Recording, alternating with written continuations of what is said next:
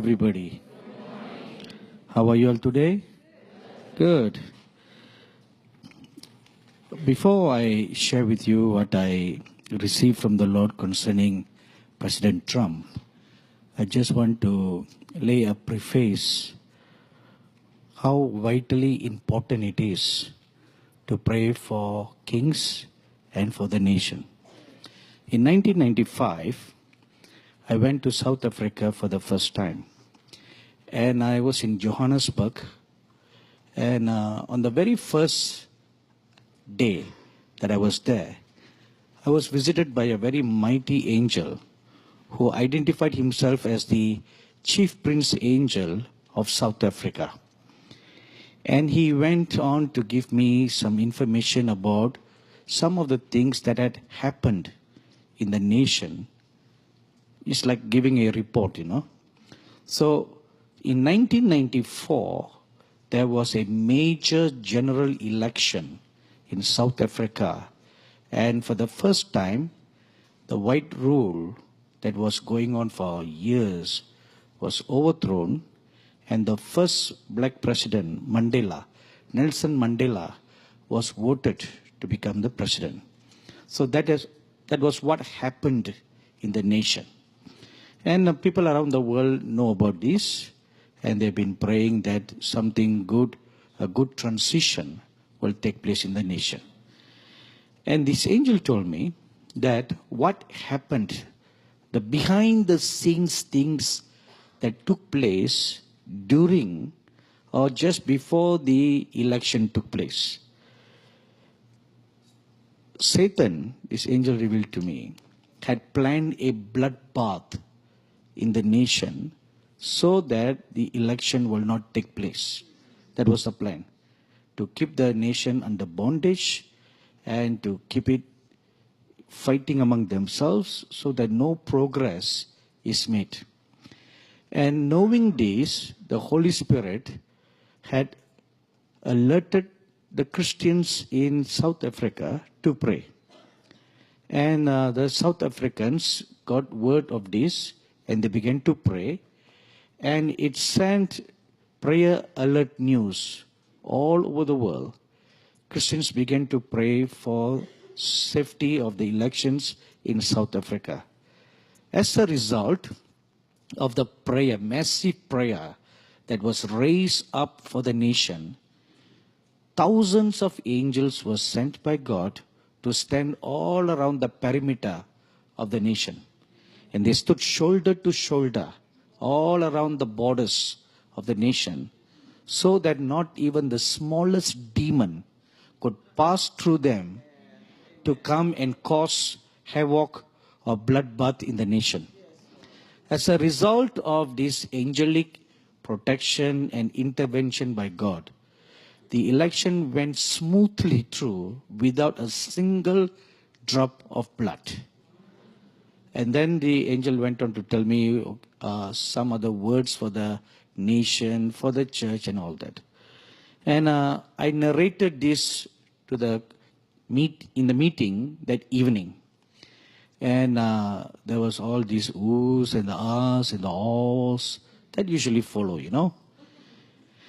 And after the meeting, as we were going back home to the place where I had been put, my host, a pastor, he told me a very interesting testimony. He said, whatever you shared, whatever the angel of the Lord told you is 100% correct.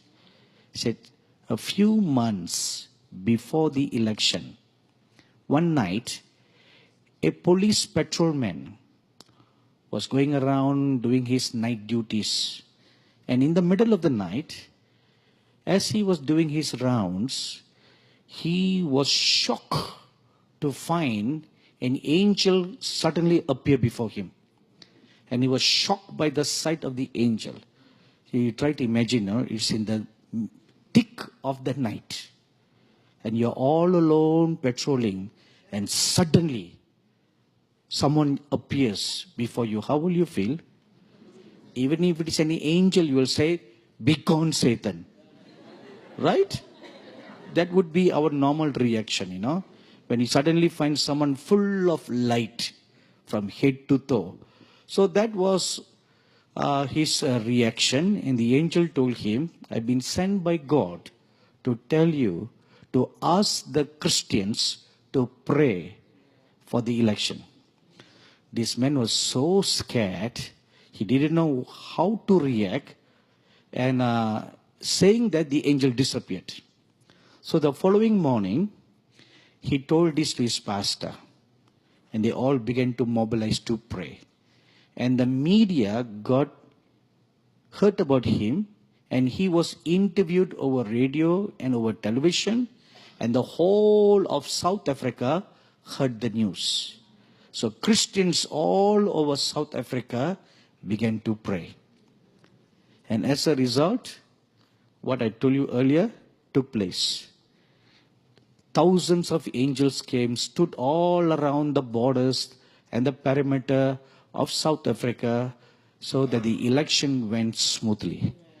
And what this pastor also told me was, the opposition party, the many tribal groups, they had actually planned a bloodbath of killing many prospective politicians so that the elections could not take place smoothly. They want to keep the nation divided. But God had a different plan. Amen. So it was the plan of God that the nation of South Africa should be set free from bondage to serve its highest destiny. Amen. So in the same manner, I'm sure you all know that God has a wonderful plan and destiny for the United States of America. Do you? And I'm sure you all will agree with me if I say that this nation hasn't entered into the fullness of her destiny yet. Amen? Do you agree? So that is why God has now given you a good president. A man after God's own heart.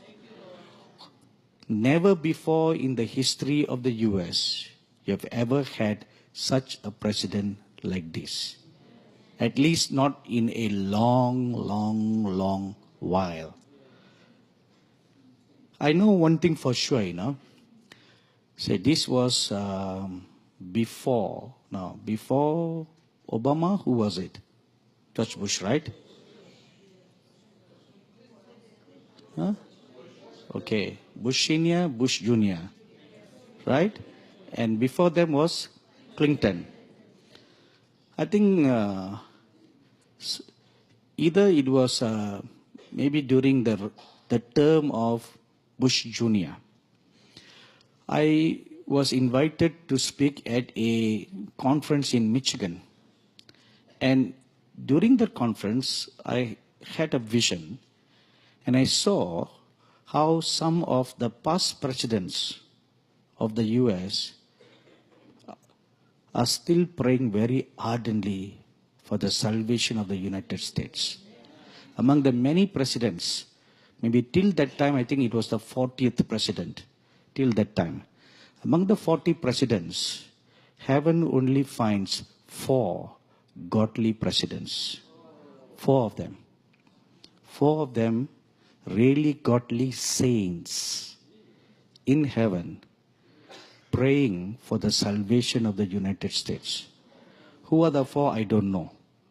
I only saw one person, George Washington, kneeling down and praying with tears for the nation.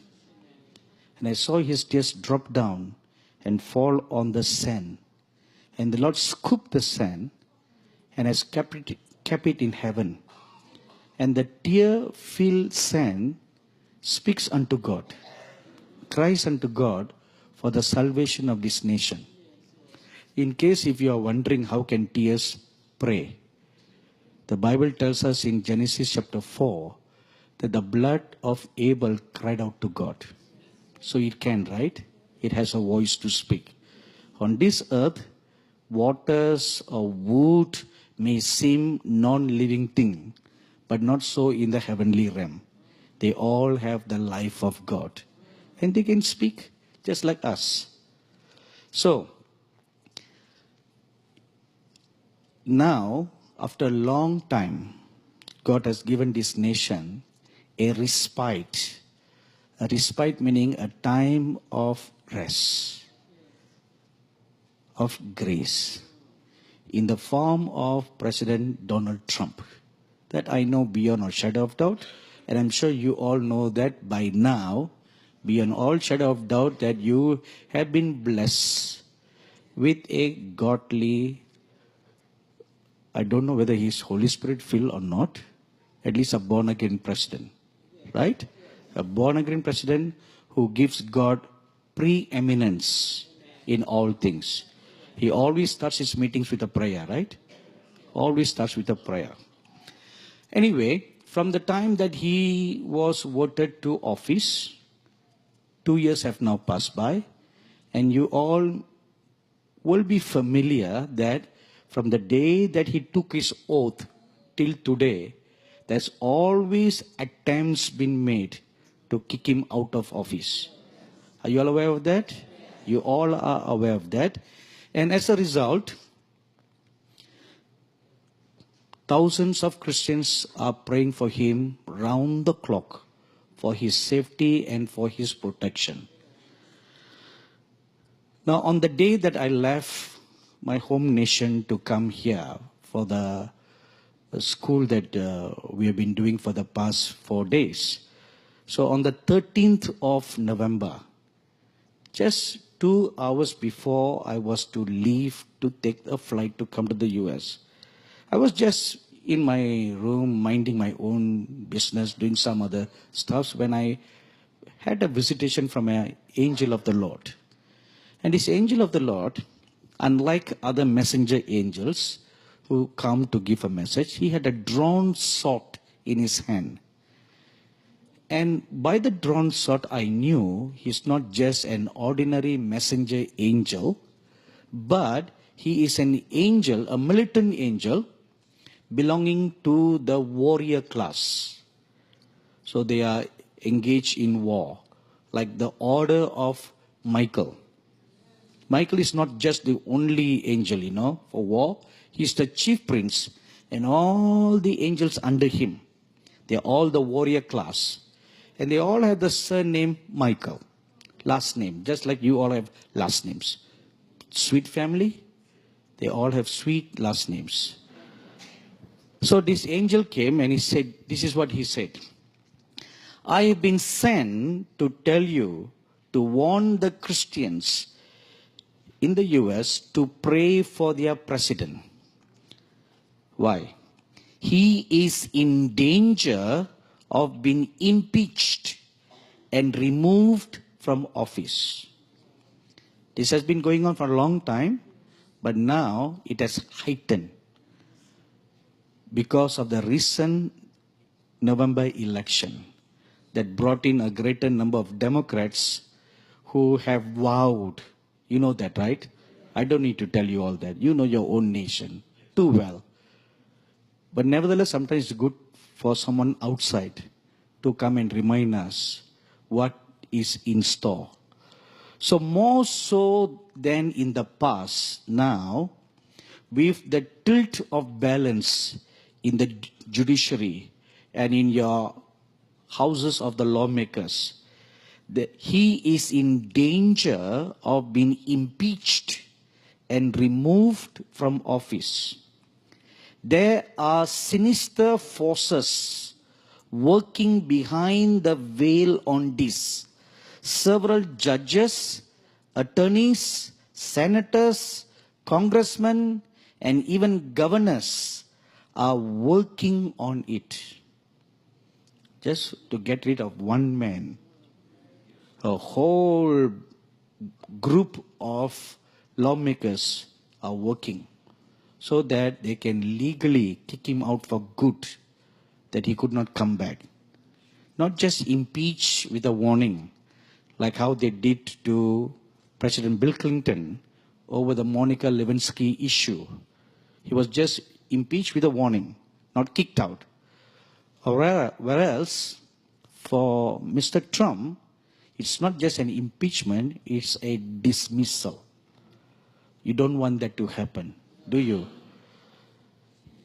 This is not the plan of God for him to be removed. It's not the plan of God. Because God has given you 4 years of grace. So it should be completed. Remaining 2 more years, right? So the 2 more years, he should complete his office so that you can have the fullness of your grace. So that God's plans are not thwarted or aborted. It can be aborted, short-lived, if Christians do nothing about it. If we don't do anything about it, then the plan can be killed. In Acts chapter 12, we read that the apostle Peter was imprisoned by King Herod to be beheaded. That was the plan. And we read that the church in Jerusalem prayed all night, chain prayer for him. As a result of the prayer, an angel was dispatched by God to go and set Peter free. This is the story in Acts chapter 12. Now you try to imagine, what if the church had not prayed? What if the church had not prayed? They were all just too busy minding their own business. They had no time to pray, or they cared less to pray, thinking that if not me, somebody else will pray. If 1,000 people think like that, another person will pray, another person will pray, and then nobody prays. So what would have happened to Peter? He would have been killed, right? The angel would not have been sent. So it is vitally important for the church to pray. So it is not the plan of God for him to be removed. And the final counsel was, ask the Christians in the US to pray. So you must pray like never before. Because Mr. Trump is in the last phase of his office. Whether he is re-elected or not, that is secondary. We don't need to look at 2020 now. What's most important is to complete 18 and 19.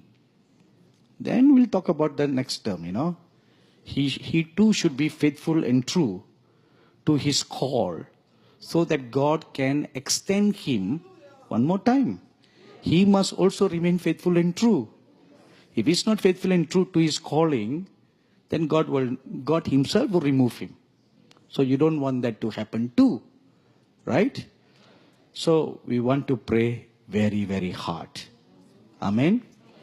And I want to encourage you to get this book, God's Answer for America.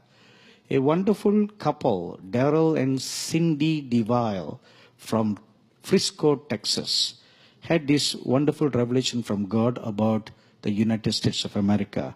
So they published this book. This retails for $15.99. He was a special guest on our television network, and right here in this church, Pastor Sweet had interviewed him, and we televised the program on our network for several issues, and then he gave us these books. So it retails for $15.99, but yours special for just $5. Only $5. You can never get this from Creation House, never get this anywhere for this great deal. This great deal is for all those saints who are gathered here today for prayers. Amen.